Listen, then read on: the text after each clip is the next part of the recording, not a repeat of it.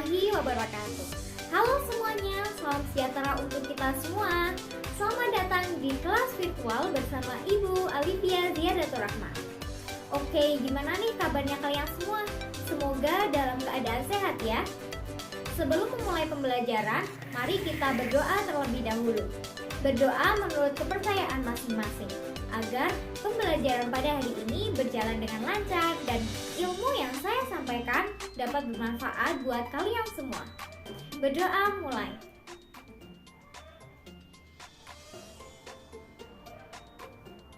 Selesai. Baik, sebelumnya tentu saja kalian harus semangat dalam belajar bahasa Indonesia ya. Yuk, semangat, semangat, semangat! Dalam pertemuan virtual kali ini, kita akan membahas materi baru loh. Materi tentang teks berita. Terlebihnya tentang unsur-unsur teks berita. Oke, kita lihat kompetensi dasarnya ya. Ini dia. KD 3.1, mengidentifikasi unsur-unsur teks berita yang didengar dan dibaca. Pernahkah kalian membaca, mendengar, atau menonton informasi tentang suatu peristiwa? Tentu pernah bukan? Kalian mungkin membacanya di media cetak seperti koran, mendengar dan menonton di media elektronik seperti televisi, YouTube, ataupun radio. Jadi, apakah kalian masih ingat apa itu teks berita? Betul sekali, teks berita adalah teks yang isinya mengenai segala hal yang terjadi di dunia ini, yang berupa fakta dan ditulis di media cetak, disiarkan di radio, ditayangkan di televisi, atau diunggah di situs web.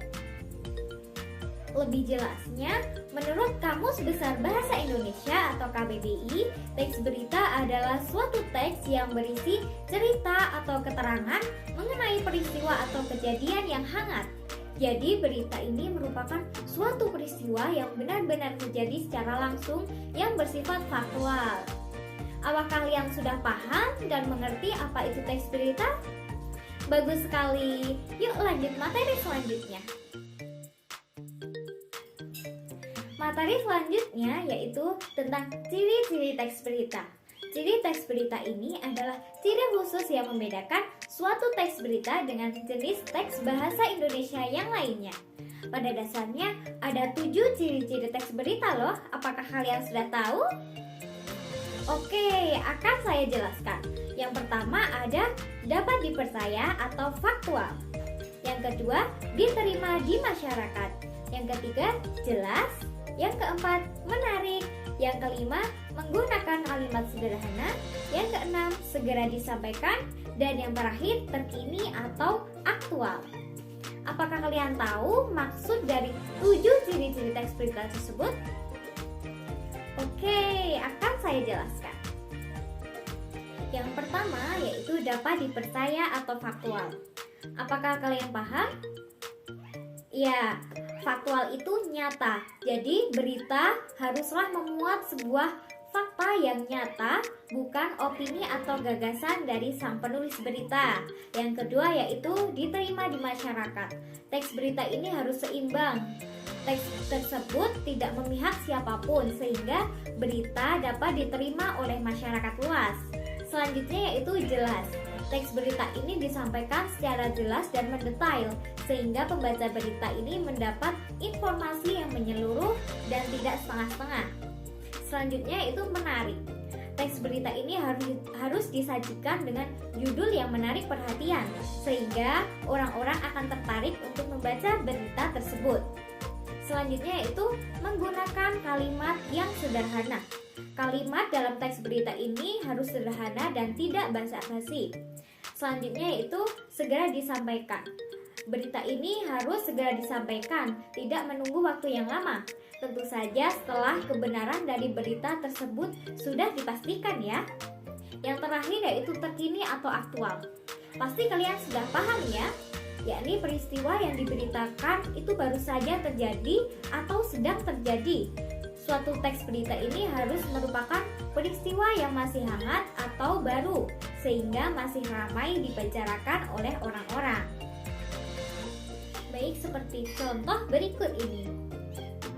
Jadi, berita ini yang dipublikasikan pada 14 Maret 2022 dengan judul yang sangat menarik, yaitu SD Negeri Tangerang 14 terapkan kombinasi pembelajaran luring dan daring. Nah, berita ini berita yang aktual dan faktual, juga memiliki judul yang menarik, dan isi beritanya itu sangat sederhana, menggunakan kalimat yang sederhana. Selanjutnya, kita akan membahas tentang unsur-unsur teks berita. Jadi, unsur berita adalah sebuah keharusan.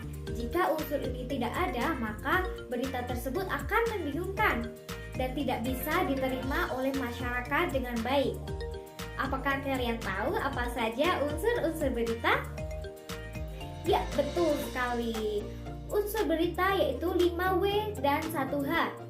Akan tetapi dalam bahasa Indonesia, pokok-pokok informasi ini dapat disingkat dengan adik simba.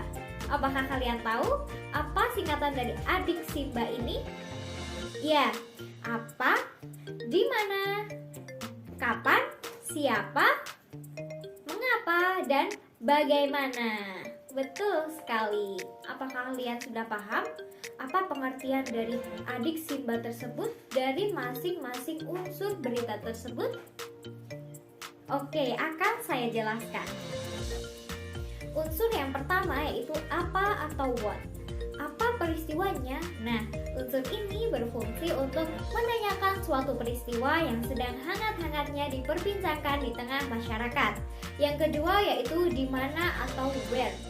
Di mana terjadinya peristiwa itu? Nah, unsur di mana ini berfungsi untuk menanyakan tempat di mana peristiwa atau kejadian itu terjadi. Selanjutnya yaitu kapan atau when. Kapan terjadinya peristiwa itu? Nah, unsur ini berfungsi untuk menanyakan kapan terjadinya peristiwa yang sedang dibahas di dalam berita. Selanjutnya itu siapa atau who. Siapa yang mengalami peristiwa itu? Nah, unsur siapa ini berfungsi untuk menanyakan subjek yang bersangkutan dalam berita, yakni siapa saja sih yang terlibat di dalamnya. Nah, selanjutnya yaitu unsur mengapa atau why. Mengapa peristiwa itu terjadi? Nah, unsur ini berfungsi untuk menanyakan mengapa peristiwa tersebut bisa terjadi. Biasanya itu meliputi alasan dan latar belakang terjadinya peristiwa yang diberitakan. Yang terakhir yaitu bagaimana atau how. Bagaimana proses peristiwanya? Nah, unsur ini memuat bagaimana peristiwa tersebut dapat terjadi. Bagian ini biasanya dijelaskan secara kronologis. Bagaimana? Apakah kalian sudah paham? Oke, bagus sekali. Selanjutnya saya akan memberikan contoh berita dan unsur-unsurnya. Beritanya ini dia. Oke, yang pertama yaitu unsur apa. Nah, peristiwa apa yang terjadi? Ya, betul, padatnya pelabuhan Merak. Yang kedua, siapa yang mengalami peristiwa itu? Ya, truk-truk pengangkut barang non sembako. Yang ketiga, di mana peristiwa itu terjadi? Ya, di pelabuhan penyeberangan Merak. Yang keempat, kapan peristiwa itu terjadi? 10 hari menjelang Lebaran, pada hari Sabtu. Yang kelima, mengapa peristiwa itu terjadi? Iya, adanya larangan melintas bagi truk non sembako pada 21 sampai 25 November. Yang keenam, bagaimana proses terjadinya peristiwa itu? Ya, proses tersebut menyebabkan antrean truk di pintu masuk kapal. Baik, bagaimana kalian? Apakah sudah paham dengan contoh berita yang sudah saya sampaikan dengan menentukan unsur-unsurnya? Baik, bagus sekali. Selanjutnya, Ibu akan meringkas materi pada hari ini. Yang pertama yaitu teks berita adalah teks yang isinya mengenai segala hal yang terjadi di dunia ini, yang berupa fakta, yang ditulis di media cetak, yang disiarkan di radio, ditayangkan di televisi, ataupun diunggah di situs web.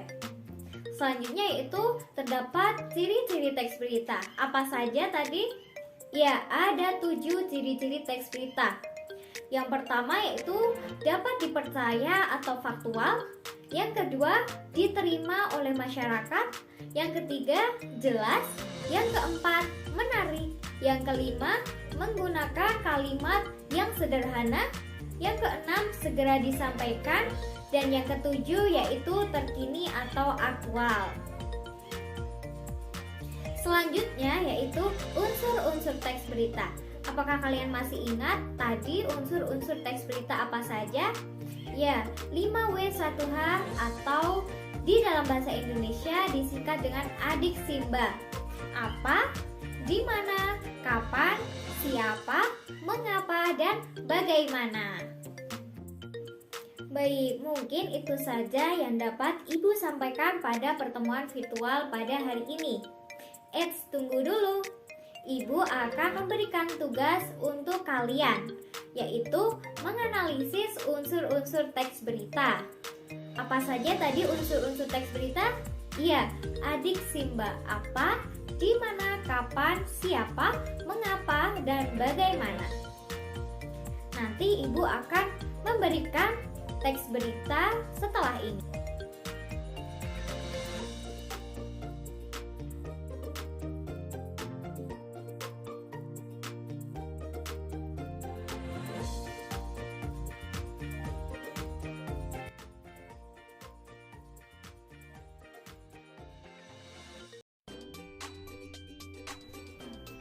Baik, selamat mengerjakan ya. Jika ada yang belum paham atau ada yang ingin ditanyakan bisa melalui WhatsApp group. Dan untuk pengumpulan tugasnya bisa dikirimkan melalui WhatsApp group juga. Oke, semoga ilmu yang sudah kita dapatkan pada hari ini bermanfaat ya. Sekian yang dapat Ibu sampaikan. Apabila ada kesalahan dalam perkataan maupun sikap Ibu, mohon maaf sebesar-besarnya. Ibu akhiri, wassalamualaikum warahmatullahi wabarakatuh.